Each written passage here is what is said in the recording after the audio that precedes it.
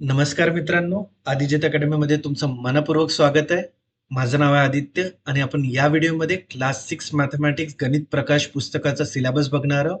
यात किती चॅप्टर्स आहे आणि प्रत्येक चॅप्टरमध्ये काय आहे ते बघणार आहोत. तर चला वेळ न घालवता पुढे चालूया.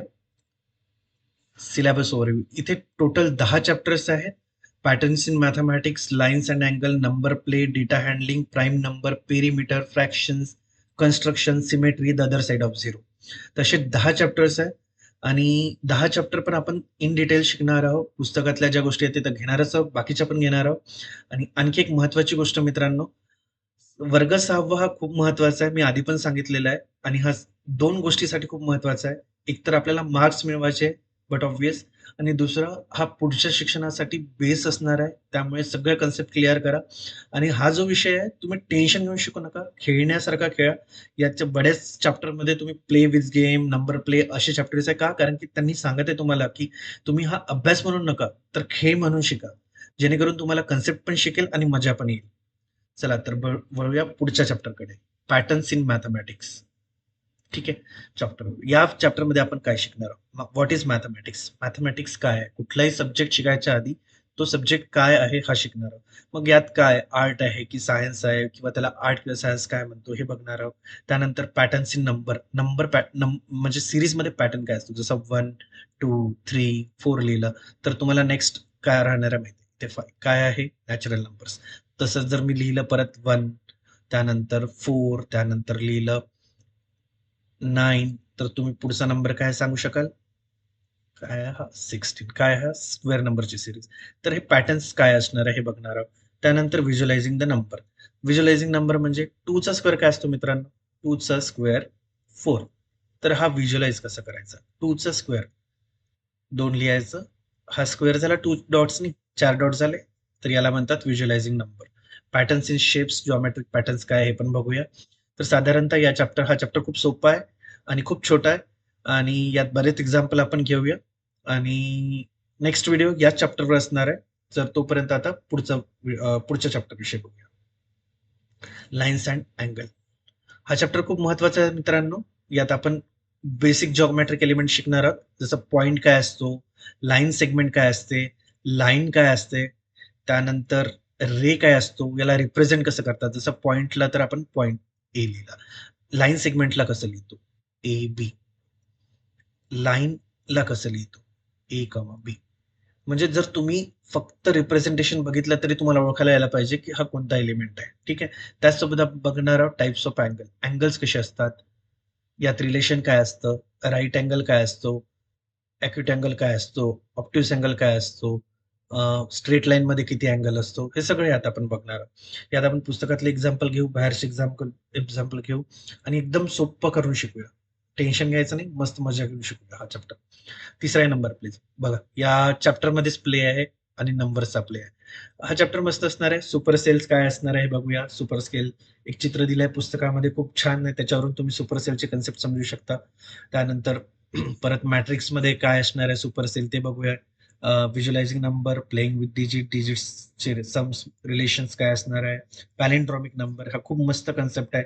पॅलिंड्रॉमिक नंबर म्हणजे मित्रांनो, तुम्ही इकडून वाचा किंवा तिकडून वाचा, इकडून लिहा किंवा तिकडून लिहा, तो सेमच असणार आहे. जसं 1 2 1, 1 4 4 1, हा इकडनं लिहा किंवा तिकडनं लिहा, सेमच असणार आहे. हा इकडनं लिहा किंवा तिकडनं लिहा, याला म्हणतात palindromic number. Kaprekar's magic number. काप्रिकसचा नंबर हा कसा आलेला आहे, 6174, हा पुस्तकात दिलेला आहे. त्याचबरोबर पुस्तकात रामानुजन नंबर नाही दिलेला आहे, पण ते पण बघू आपण. रामानुजन नंबर मागे खूप छान स्टोरी आहे, ते पण आपण डिस्कस करूया. कोणत्या नंबरला रामानुजन नंबर म्हणतात आणि का म्हणतात ते पण बघूया. Clocks and calendar, mental maths games, जेणेकरून हा हा चॅप्टर एकंदरीत सांगायचं म्हटलं तर खेळायचा चॅप्टर आहे, नंबर सोबत खेळायचा. तर आपण नंबर सोबत खेळू, एक्झाम्पल्स पण घेऊ. चौथा चॅप्टर आहे डेटा हँडलिंग. हा चॅप्टर सोपा आहे आणि बेस असणार आहे. पुढे पण तुम्हाला या म्हणजे 7वी-8वी मध्ये या चॅप्टरचे नेक्स्ट कन्सेप्ट असणार आहे. तर यात पिक्टोग्राफ म्हणजे काय, बारग्राफ म्हणजे काय, पिक्टोग्राफ म्हणजे कसे नंबर्स रिप्रेझेंट करतात, बारग्राफ कसा काढतो. यात जर असा बारग्राफ काढला आपण, ही एक्स ऍक्सिस आहे, हे वाय ऍक्सिस आहे, यात वर असा बार काढतो, वेगवेगळ्या डेटा रिप्रेझेंट करतात, म्हणून याला बारग्राफ म्हणतो. ठीक आहे.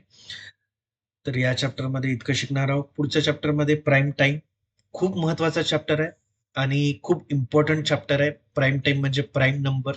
प्राईम नंबर काय आहे, त्याची डेफिनेशन्स काय आहे, तो कसा काढता येतो आपल्याला. त्यानंतर एलसीएम, एचसीएफ, को prime, prime factorisation, composite number पण बघूया काय म्हणतात, कशाला म्हणतात. त्याचबरोबर डिव्हिजिबिलिटी टेस्ट बघूया. डिव्हिजिबिलिटी टेस्ट म्हणजे जर तुम्हाला एखादा नंबर दिला, तुम्हाला कागद पेन न उचलता तो 2 डिव्हिजिबल आहे का, 3 डिव्हिजिबल आहे का, 5 डिव्हिजिबल आहे का, हे बघता येतं. जसं तुम्हाला एक नंबर मी लिहून दाखवतो इथे. इथे नंबर लिहूया आपण 2, 1, 3, 4. 4 आकडी नंबर आहे. 2 ने डिव्हिजिबल आहे हे बघायसाठी तुम्हाला भागाकार करून बघावं लागेल? नाही. जर तुम्हाला डिव्हिजिबिलिटी टेस्ट मागे माहीत असेल, तर तुम्ही फक्त हा डिजिट बघाल, हा इव्हन असेल तर 2 ने डिव्हिजिबल आहे. तसंच 3 ने डिव्हिजिबल आहे बघता का?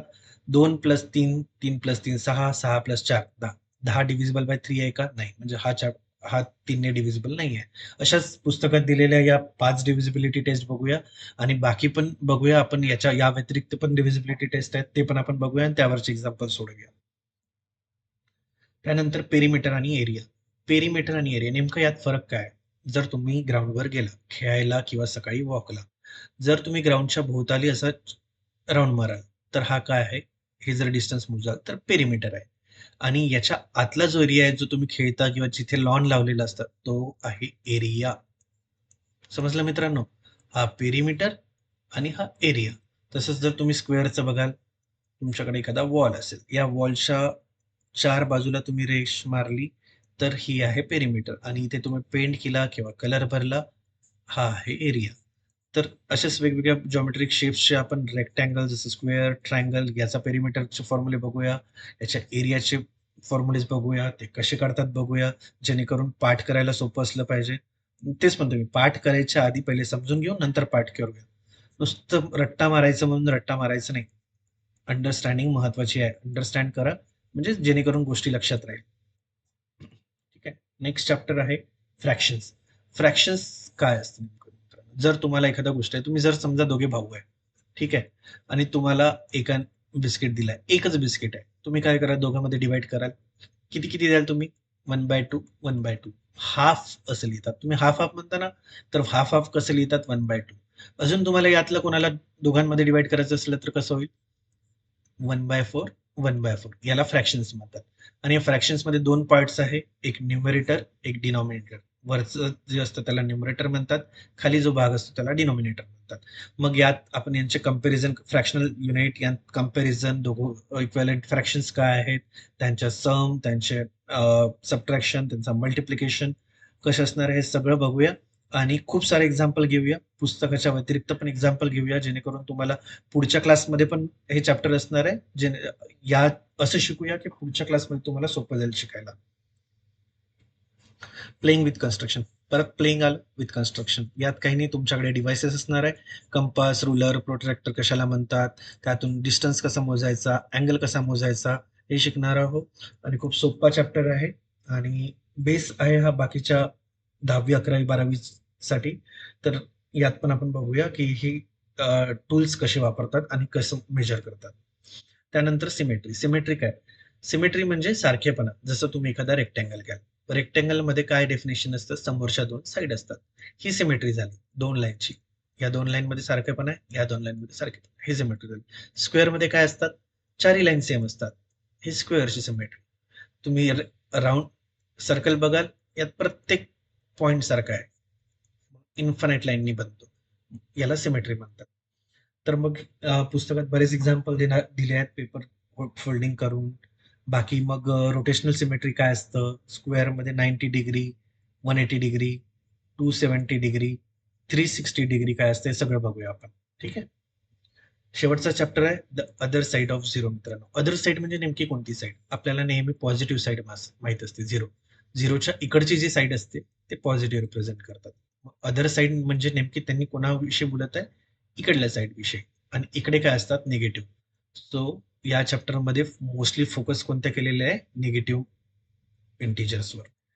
आणि त्याचसोबत आपण बघूया इंटिजर काय असते, होल नंबर काय असतो, नॅचरल नंबर काय असतात. कारण की हा 6व्या वर्गाचा शेवटचा चॅप्टर आहे आणि 7व्या वर्गात पहिला चॅप्टर इंटिजर आहे. त्यामुळे हे सगळे बेसिक्स आपण शिकूया. यात मग यांनी एक्झाम्पल दिलेलं आहे. टेम्परेचर -5 काश्मीरमध्ये किती टेम्परेचर असतात मित्रांनो? मायनसमध्ये. मग हे मायनस असे लिहितात. एलिव्हेशन्स, एक डेड सी म्हणून एक सी आहे, ज्यावर आपण म्हणजे माणूस तरंगतो, बुडत नाही त्या समुद्रात, त्याला डेड सी म्हणतो. त्याच्या मागे पण मजा आहे. तुम्हाला वाटलं तर मी क्लासमध्ये नक्की शेअर करेन. तर यात काय असतं ना, ग्राउंड लेवलपेक्षा हा 430 मीटर खाली आहे, म्हणून याला मायनस लिहिलेलं आहे. फायनान्स, ओव्हरड्राफ्ट, डेट, लॉसेस म्हणजे काय मित्रांनो? तुम्ही जर 10 रुपयाची गोष्ट घेतली आणि तुम्हाला 15 रुपयाची विकावं लागली, तर यात काय -5 रुपयाचा घाटा आहे, परत मायनस आलं. हे इथे सांगण्याचा प्रयत्न करतात. बिल्डिंग्समध्ये मित्रांनो, जसं तुम्ही एखाद्या मॉलमध्ये जाल, एखाद्या अपार्टमेंटमध्ये जाल, तर तिथे पार्किंगसाठी बेसमेंट 1, बेसमेंट 2 असतो. म्हणजे काय -1, -2 फ्लोअर असतात. हे एक्झाम्पल्स आहेत निगेटिव्ह नंबरचे. त्याचसोबत ऑपरेशन्स विथ इंटिजर, आपण निगेटिव्ह नंबरचे ॲडिशन बघूया, सबट्रॅक्शन बघूया. या 2 पुस्तकांमध्ये फक्त ॲडिशन आणि सबट्रॅक्शन दिलंय. आपण मल्टिप्लिकेशन पण बघूया आणि डिव्हिजन पण बघूया. तर असे 10 चॅप्टर आहे. 10 चॅप्टर आपण खूप चांगल्याने शिकणार आहोत. खूप सारे एक्झाम्पल घेणार आहोत. पुस्तकातले एक्झाम्पल घेऊ, बाहेरचे एक्झाम्पल घेऊ, पण पूर्ण कन्सेप्ट बेसिक क्लिअर करूया. का? कारण की तुम्हाला आधीच सांगितलं आहे, 6वा वर्ग हा स्ट्रॉंग मॅथेमॅटिकल फाउंडेशन आहे पुढच्या क्लासेससाठी. तसंच IIT, JEE, नीट, UPSC, MPSC यासाठी खूप महत्त्वाचा चॅप्टर आहे.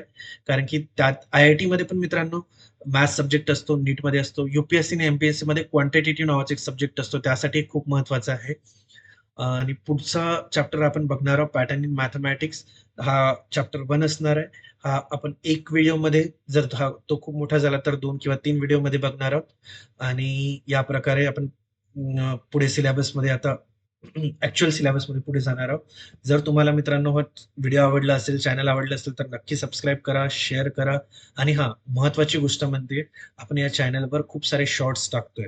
तर हे शॉर्ट्स नक्की बघा, सॉल्व्ह करण्याचा प्रयत्न करा. कमेंट करा त्यावर तुम्हाला उत्तर माहीत असेल तर. सध्या मी बॉडमास विषयी 2 शॉर्ट्स टाकले आहे. खूप चांगले आहे. तुम्हाला विचार करायला भाग पाडणार आहे. तुम्ही कमेंट करा आणि चेक करत राहा. आणि बॉडमासमध्ये काही कन्फ्युजन असेल तर आपण एक चांगला व्हिडिओ घेऊया 5 ते 10 मिनिटाचा. त्यात आपण बॉडमास विषयी बरेच एक्झाम्पल सॉल्व्ह करूया आणि पूर्ण तुमच्या कन्सेप्ट क्लिअर करूया. चला तर भेटूया नेक्स्ट व्हिडिओमध्ये. तोपर्यंत नमस्कार.